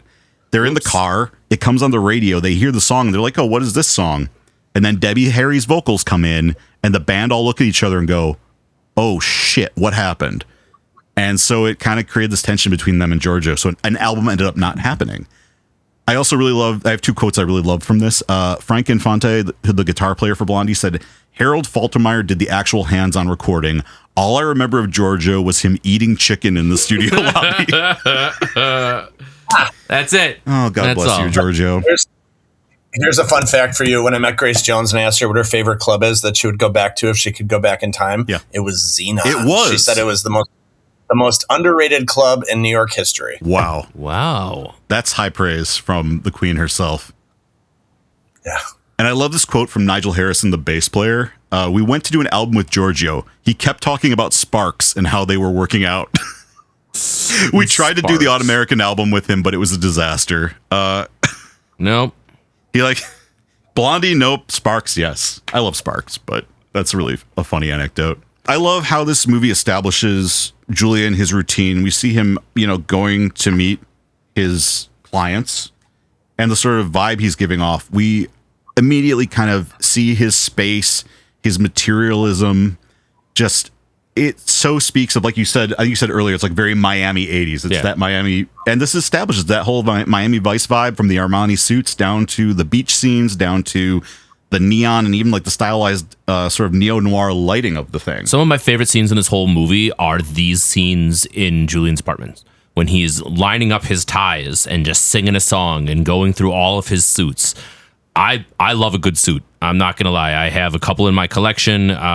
Being a fraternity boy in college, we had a whole bunch of reasons to dress up. My point is that I have taken suits and shirts and gone through the same damn process, and it just felt cool to see it on film. Especially, man, we'll talk about the style in general from this film, but there is nothing better than Richard Gere's setup in this movie. Like, it was just really, stereo, really cool. Yeah, all of it. The Like, it was the bachelor pad itself was incredible, and the aesthetic and the attention to detail. We talked about what makes this Giallo film, right? And I think that it's really important when you look at the setting and the way that this film focuses on just kind of the surfaces and what you're seeing. It's all visual. It's all something that you take in without being explained what you're seeing. Style, fashion, and stylization are all a huge part of Giallo, too. So we have to acknowledge that. Even if that weren't the subject of the movie, that would be important. Right. No, I just love those scenes. They're great. I have to say the set design, the visuals, like the whole experience of this movie. First of all, I have never been more homesick for California. Like the spaces they go to, like from Malibu to Westwood to, West Hollywood. I mean, I'm just floored by, seeing it through, a 37-year ago lens from when I first moved there. How much was the same and how much was different? Yeah. The apartment building he lives in is just amazing. And the tragedy of the matter is that it was torn down for a single residence that you can't even see. I mean, so tragic because that building looked like it was fake. I mean, it didn't even look like a real place. It was so cool. We were looking it up last night. The other thing that really struck me about the set design was just like how much of this movie is outside. Being indoor outdoor is really important. The other thing that I was just going to mention, well, actually two things, and you can use these or plug them in somewhere. Yes, please. When he's looking at his suits and everything, I thought this feels like a familiar scene, and it also felt like very, I don't know, like kind of an homage, like a retro homage. And I started thinking about the parallels to American Psycho, like in terms of like the materialism and just the like worship of things that really came through in those scenes. The other thing is that, a lot of this movie in the early half is set in like kind of this like rose colored, like red light look and feel. Mm-hmm. I mean, he goes to the store to buy a suit and it's like all red. And then he goes to like the restaurant where he meets Lauren Hutton and it's all red.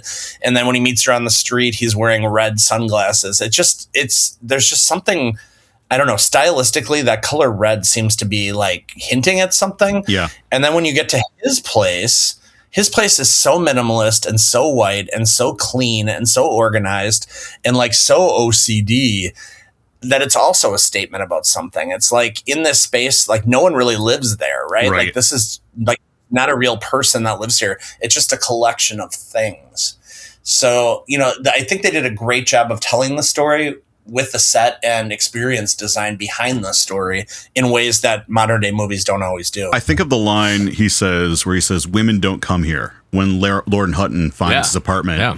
And it's like, that could be taken a lot of ways because it's like, is his personal sexual life, is he ace? Is he gay? But also, is this just a staging ground? Is this where it's like his office, right? If we think about the idea that what he does is work, and we've talked about that a couple times, then he has to have that staging ground where he gets his outfits, where he gets his motivation to get up, where he takes his cocaine, where he does all the things. Right. We see and I think it personally affects him so much. We go out of the way where you get the scene of the cops after they searched his house and how upset he is about that, and just the idea of things being different than they were, and they do a really good job of making that subtle, but a major factor as well. It's almost like his version of the Fortress of Solitude, right? It's like this is not a space anyone else is allowed. This is my space, and this is where I can be my real self. And he really protects that world from the outside. But he also world had a chance to say no, because remember, she calls ahead and he allows her in. So he could have been like, no, send her away. I want nothing to do with her. Correct. Yeah. But he chose to let her in the door. Well, and that's a greater question about where that relationship, how she breaks down his sort of artifice, right? Mm-hmm. And gets into his world in a way that no one ever has. Right. 100%. And I think something I want to mention real quick too is we're talking about these spaces he frequents. We talk about the red of the department stores. Rodeo Drive is a fairly new phenomenon when this movie comes out. It is actually revolutionary in how it changes shopping. The idea of the sort of like, if you're affluent, obviously people like us don't ever get access to this. No kidding. but this changes the department store. Like this becomes more of a personalized experience. You're coming to sit down. You're being handed a glass of champagne. You have models marching out with like high-end garments on. In a way, like that happened in department stores back in the day. If you watch old movies, you see a lot of this, but it's this sort of like luxury catering approach to commerce and retail that becomes a thing for high-end people seeking high-end fashion in the 80s. And it's really what puts Rodeo Drive on the map. It becomes iconic to the point, again, where this is the setting of Pretty Woman, the ultimate materialistic street in America. It's really important for this film because we talked about it earlier, how this film almost seems like absence of sex in some circumstances, because it's showing the opulence of other side of the world, the shopping side of like Rodeo Drive. And he's a gigolo in the bedroom, but he's also treating these women just an experience that they can't get otherwise. And I think that the film does a good job of showing that, even being in public with these women, you know, the talking about the auctions, right? And just being on the arm of somebody in public while you're on in a tuxedo. They do a good job of making that an obvious thing that he's good at, not just the whole international love language, right? Well, and I think, you know, the auction scene's interesting at Sotheby's because you see him, you get this very much clue that he is not an insider because of the way he acts. Yeah. He knows how to fuck with these people because he doesn't come from that wealth, but he's worked his way into it. And I think that's really funny. And it's the kind of the value he can provide these women who have these obviously like cold relationships with their husbands. They're unloving. It might be, you know, Lauren Hutton's relationship, for example, seems to be almost either transactional or one of convenience, or at least there might have been some love there, and now she can't get out of it because her husband is so deeply involved in politics. And she has this deep-seated loyalty to him for some reason. Yeah. Or another, outside of the bedroom loyalty. Yeah. Which is interesting, too, because, right, we'll talk about that later in the second half, but I like that he talks about at some point why he likes escorting older women versus young women. And that's interesting to me because this idea of like they know what they're doing, but also it's a challenge because they've been there. They're bored with men, right? So he has to work harder. And I'm like, yeah, I like a challenge. I get that. Yeah. You know, I was, you know, rewatching this. I was a little baffled by the antique and the auction scenes, and the, you know, the senator speech fundraiser, whatever that was. Because it was kind of like, okay, this is not really moving things forward at all, but it actually kind of humanizes him in a strange way because otherwise he's just like hitting it, quitting it, and out the door. And like, you know, there's no element of his humanity that comes through. This actually, those scenes really humanize him in a way and show that he's like more of a companion and perhaps getting companionship from these women more so than just money than maybe he even knows. Like maybe he even doesn't even realize how much he needs that on top of just doing this for money. Yeah, right? I would agree with you. This is the key to unlocking the understanding of how Schrader is influenced by Bresson and Ozu, because he's taking a movie that could be a sort of Mickey Spillane novel, right? A sort of like Dashiell Hammett, like we're hitting 1, 2, 3, 4 points, you know, like a Nicholas Ray noir from the 40s. It could easily be that. It could be Kiss Me Deadly. But instead, what we're getting is these points where he knows to slow down the action because he knows he has character work to do. And I think these scenes are character scenes. They're building. It's not moving the story forward in a sort of like linear plot way, but it's doing this thing where it's creating story in the character that needs to be there to help us understand and also to, like you said, empathize with the character, understand the character at least, like relate in some way. I feel like this is such an underrated character study about Julian Kay. I don't care so much about what he does and the whole sex acts and everything else. I care about his development as a character, as a person, his Richard Gere's ability to make me care about him.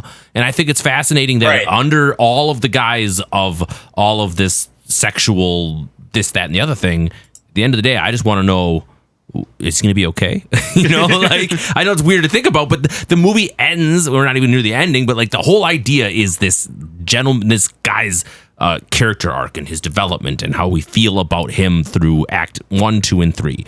And you don't get that unless you have a very, very close-knit, I don't know, writing and paying attention to the character. Well, let's talk about the people he works for real quick. You've got Anne, who is this sort of like upscale madame. She is like his main person, right? And over the course of time, we're going to see him alienate himself from everybody who's in his circle, Anne included. But Anne is sort of like who's booking these gigs with older women for him. And during this time is when he gets the sort of like favor call from Leon to like go do this, quote, rough trick he does. Anne is an interesting character to me. I love the casting here. Do you know, Michael, do you know a little bit about the casting choice here? Like who this is? No. She's familiar and curious, but I can't quite place her. Okay, so this is Nina van Pallant, who was a Dutch singer, actress, and former baroness who first gained international fame as one half of the popular musical duo Nina and Frederick before she became an actor. Something I found out from our followers, shout out to whoever told me this. I can't remember which of our regular fans kind of clued me into this. I apologize. I was in a hurry today. Evidently, Frederick was also a baron. in his country. And he got involved in like the drug trade and died like a really tragic death. But if you see, I've included a really fun copy of their album, Where Have All the Flowers Gone? Looks like a very fun folk album there. She was involved with Clifford Irving, and she helped break the Howard Hughes scandal, which, if you know Orson Welles and his film F for Fake, Orson Welles focuses on that in part of his talk about frauds and forgeries. This was a fake autobiography. The time during which it turned out, like, she revealed that Irving and her had been in basically like a tropical area. I forget if it was the Bahamas or where, but it was somebody. He was not with Howard Hughes, is the point. And to understand like how big a deal this was, Howard Hughes, everybody listening, at this point in his life was like holed up in his casino penthouse wearing Kleenex boxes on his shoes, okay? And his fingernails were like unkempt. The man didn't see anybody. So for somebody to release an autobiography was insane. To claim to have spent time with Howard Hughes, this was a big claim. And for it to be fake was scandalous. So Nina, you know, she already had this kind of fame around her as a singer, as a model, but this scandal blows her up in the public eye and she becomes a familiar face in American newspapers before she really becomes an actor, before she really starts acting in Hollywood. And she would go on to be in Robert Altman's The Long Goodbye, the Wim Wenders film The American Friend. After this movie, she'd be in The Osterman Weekend and The Falcon and the Snowman. So really interesting character to cast in this role. Orson Welles actually uses her celebrity really well by casting her as herself in F for Fake, which again, if you haven't seen it, crazy ass movie. Is it a documentary? Is it not? I don't know. It's a wild movie, but he casts her as herself. So she has this sort of connection to, I mean, she was a baroness. You're right. She's bringing a gravitas to this you can't get from just any actor. No. And in the public eye, this would have meant something back then. It doesn't mean that now. Now we're just happy with the performance. We think she's great. When this dropped, that meant something very different for that audience. And it was cool to learn about that and have that context. Yeah. What I loved about her, I mean, is she represents like a totally different ideal than you've ever seen before. I mean, where have we ever, until this point in cinema, seen a male prostitute with a female madam? I mean, it's like so California, it's so new age, it's so like forward thinking. And even like her whole aesthetic, like her beautiful Malibu mansion, and you know, she's right on the ocean and she's got like this hedonistic like setup. I mean, except when her child was there. I was about to say, except that she's a mom and has a kid, right? That revelation is pretty insane. It really is. I just like, wait, what? I don't really understand why they did that. That was like so unnecessary. But, you know, just the whole thing was just so non-traditional and unexpected. And I mean, when we look at like exploitation films from the 70s, like even right before this film came out, I mean, the role of a madam is so stereotypical and so ridiculous. It's like Shelley Winters as a gun mole. You know? Great example. and not only that, but they don't stop there. Then they just go, we're going to go and make another pimp. We're going to go create Leon's We're going to make another pimp? Oh, yeah, okay. Right. So no, we got Anne, we've got the straight white woman playing one side of it, and then Leon playing the queer black guy as the pimp. So now we get these two totally different sides of the sexual employment gambit, right? And this film doesn't shy away from either of them. And neither one of them are expected at all. I mean, like neither one of them has ever been seen before. No. You know what I mean? Like these are characters that just like really were never represented. I mean, I'm sure since this movie, but never before this movie. No, because you've got straight black pimps in movies like The Mac, for example, is like, you know, the blaxploitation sort of pimp, but not just like a gay pimp who has this gigolo working for him, but also, and this is something that it's not just a script, it's Bill Duke bringing the value of that casting choice. Bill Duke adds so much with how he plays this character. There's so much nuance in his eyes, in his tone, in how he... No idea his intentions. His choices. I love it. I love his performance in this. I think it's incredible. And it's such a cool way to build a character to be so much more sympathetic than he could be. Like, he could just be a cardboard villain. And it leaves me asking so many questions about where Julian's history is with these guys. Like, was he turning tricks for one side? Was he doing all of the bad things that he shouldn't have been doing? I don't know. But that was the main criticism of secular reviewers at the time, was that this movie doesn't show enough or tell us enough. To a modern audience, now that I think the general public is more intelligent about movie watching, an audience today, Pulp Fiction seems quaint in its playing with time, right? Like, yeah, right. Good point. But when that came out, that was a big deal. And I think this is the kind of thing, again, where it's like, I think a modern audience is more comfortable with like not knowing everything, not having to have all the information. And part of the fun is piecing it together and asking those questions, especially one that's cinema literate, right? If you have a cinema literate audience, this film hits that way. There's some interesting technical stuff in this first act. One thing I do want to talk about is, you know, the lovemaking scene with Laura Hutton can produce laughs in an audience today. And I think it would. And I think it's a reference that's lost on a lot of people. He is blatantly stealing from a Jean-Luc Godard movie here called A Married Woman. And I think it's one of the few things in the movie that I'm like, is this a mistake? Is it not? Although it does kind of play into the idea of artifice, right? It feels very artificial. It feels very stylized. And it's almost like even in making love, he's performative. And that's the way I kind of take it. I don't know about how you two felt about that scene. 100%. I think so too, because we even get those lines like we talked about, like he's working. So I think it's all about performance. It's all about him having to show his skill. I mean, we get the line about giving the woman an orgasm after 3 hours of work and how proud he is of his efforts. So it's all about performance. It's all about the idea that he is able to achieve greatness in the bedroom. And we do have to talk about the fact that, again, we don't ogle Lauren Hutton in this movie the way that we ogle Richard Gere in that from start to finish. Not even just in that scene, but just even in clothing. Yeah, absolutely. Even in clothing, we're focused on Richard Gere's presentation and body. All about him. Yeah. Obviously, we've talked about the mood lighting. Let's talk about some of these tracking shots real quick. Throughout this movie are tracking shots where the Steadicam is being used to kind of walk with Julian. And it's fascinating for what it does to the character. It's also, I have to say, it's a technical achievement that I don't think we always appreciate. There are moments in this film where the Steadicam operator is obviously walking on sand. It feels which like it, is, if you've ever walked in sand, imagine walking in sand and then you're carrying like something heavier than a bag of cement on your body while doing that. That's also like potentially throwing you off your game a little bit. So getting a sand shot with a Steadicam is a incredible feat, and really the director of photography, the cinematography department needs to be applauded for that. The work that they did on this film is pretty incredible. And I mean, this is John Bailey shot this. And before this, his biggest film was Hardcore for Schrader. He goes on to shoot a lot of other films because of this, though. Cat People with Schrader after this. But then he also ends up shooting The Big Chill, Groundhog Day with Bill Murray, Illinois classic, of course, and As Good as It Gets. So really talented guy, kind of gets launched by Schrader in a lot of ways. Some of those tracking shots I was really impressed with. I think was the one where basically you just get the guys following Julian throughout the different scenes. Yeah. The reverse where you have him going one way and all of a sudden he has to stop and turn around and coming back the other way. And it's all just this side POV as they're walking through. I just enjoyed the way that they put us kind of as a fly on the wall, kind of watching Julian's character from that perspective, because everything is about Julian. And so to see it from a little bit of the outside does a really good job. And I just enjoy the cinematography from that perspective.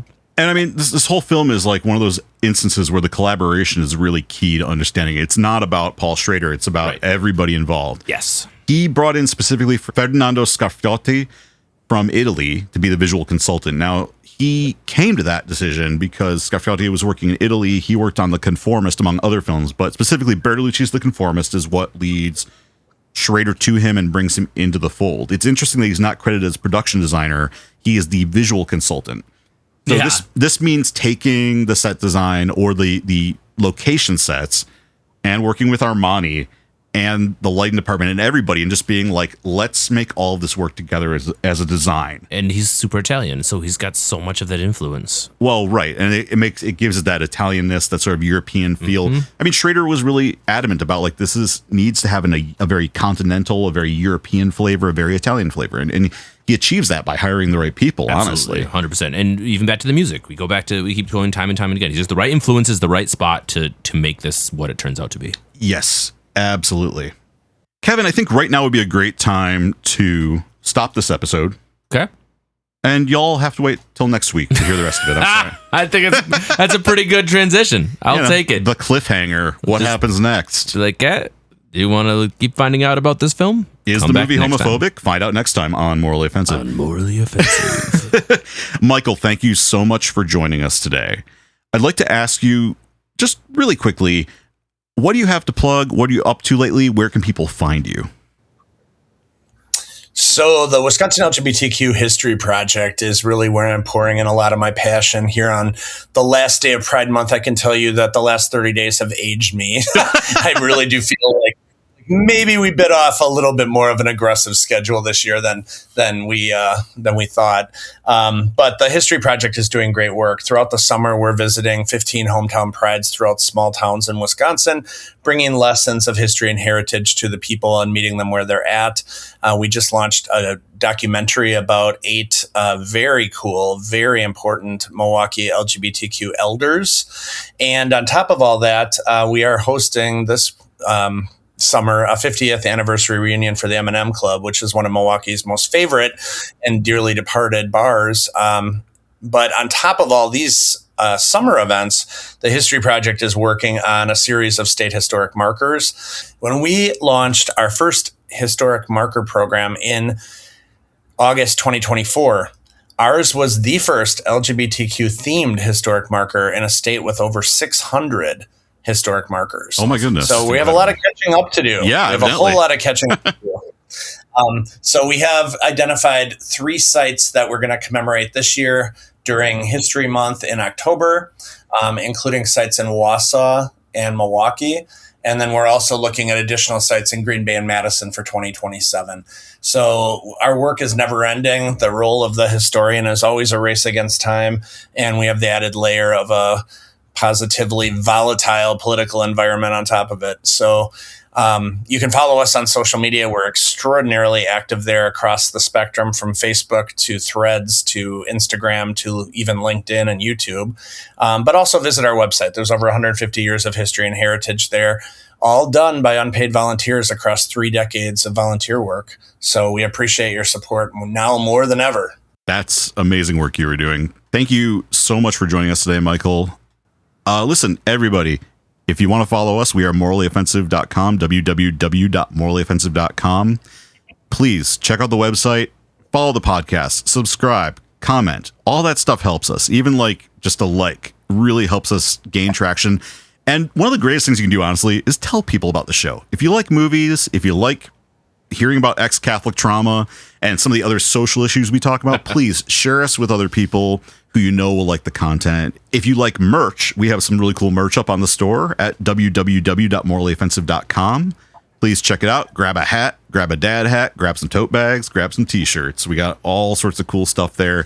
A euchre deck I put in there. Well, it's a poker deck, but you just remove, you know how to make a euchre deck out of a poker deck if you know euchre. Come on.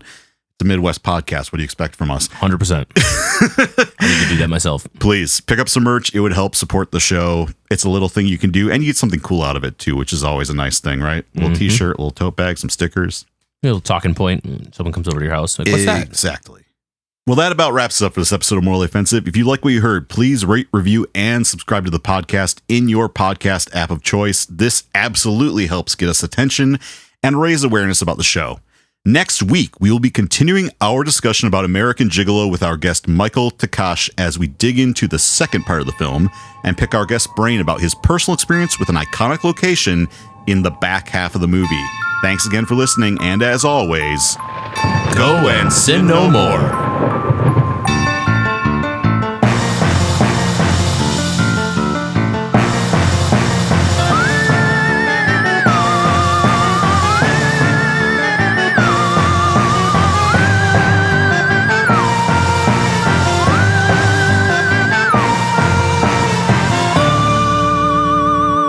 General, if you need to pee or use the bathroom, just say it and we will stop and we can reinsert the magic of editing. Is that what you're telling if you me? need to pee, just tell me, because I'm very sympathetic toward peeing. Oh, you don't want to just pinch it off and to be miserable for 4 Not hours? really. I really wouldn't like that. Fine. Well, thanks for being a considerate person, Bill.